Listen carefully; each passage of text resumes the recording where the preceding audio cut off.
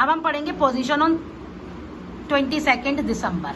अब दिसंबर में क्या होता है, देखो आपने एक याद कर लिया जो पहले पढ़ाया गया है, सेम वैसा ही है, कंटिन्यूज टू रिवॉल्व। अब जब इस पोजीशन पे आती है, अब क्या होता है, comes toward the sun in this position, sun rays vertical, tropic of cancer पे पड़ती है sun rays.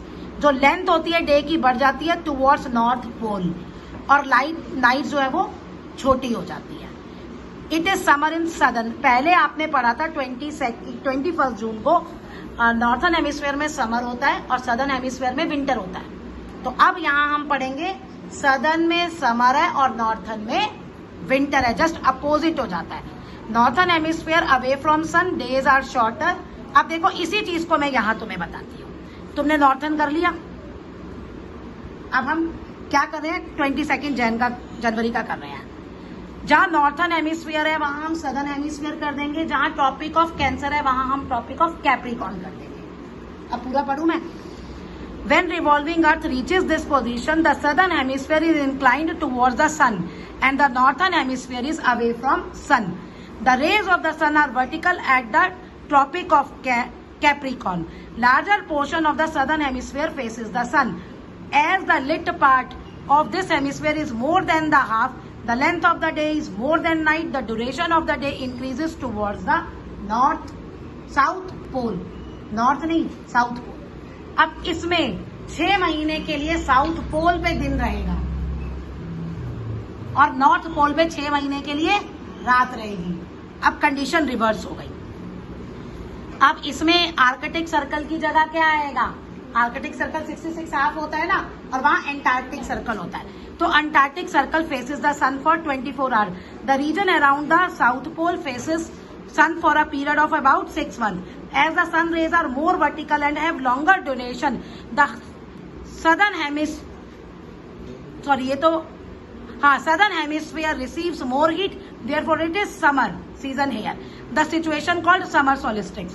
And the situation in the northern hemisphere is just the opposite. The nights are longer. अब Arctic circle remain complete darkness. Sun rays are slanting. Winter season in northern hemisphere. This situation is called winter.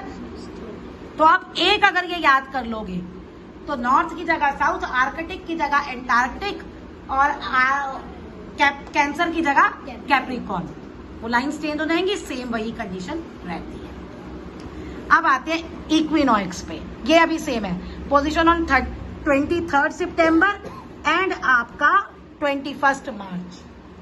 बस एक northern hemisphere में होता है और वही दूसरी date पे रिवर्स हो जाता है, नॉर्थ वाला साउथ में चला जाता है, साउथ वाला नॉर्थ में चला। After 3 months the revolving earth, अब इस पोजीशन पे आई, sun shines vertically over the equator, equator के बिल्कुल ऊपर होता है सन। दिन और रात यहाँ क्या होते हैं, इक्वल होते हैं दोनों हेमिस्फीयर में, सदर्न में भी नॉर्थन में भी। अब दोनों हेमिस्फीयर में सेम अमाउंट ऑफ हीट रहती है, तो this situation is called equinox.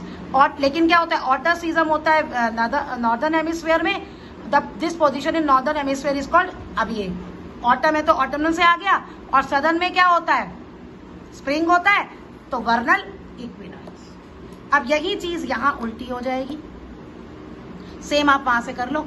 The earth continues to move further, comes to this position after 3 months, ये यहां से कह रहा होगा 3 months, लेकिन आप ऐसे इसको मत देखना क्योंकि मैं आपको 2 अलग अलग पढ़ा रही हूँ। सन जो है कहाँ होगा, इक्वेटर के ऊपर होगा, दिन रात इक्वल होंगे, हेमिस्फीयर और वो दो सेम होगा, यहाँ तक सेम है, यहाँ तक ये सेम है। अब यहाँ कंडीशन अलग जाएगी, यहाँ सदर्न हेमिस्फीयर आ जाएगा और यहाँ नॉर्थर्न हेमिस्फीयर, बस ये चीज यहाँ लिखी है। तो कंडीशन चेंज हो जाती है और इतना मुश्किल नहीं है याद करने में, बस उसको रिवर्स कर लेना।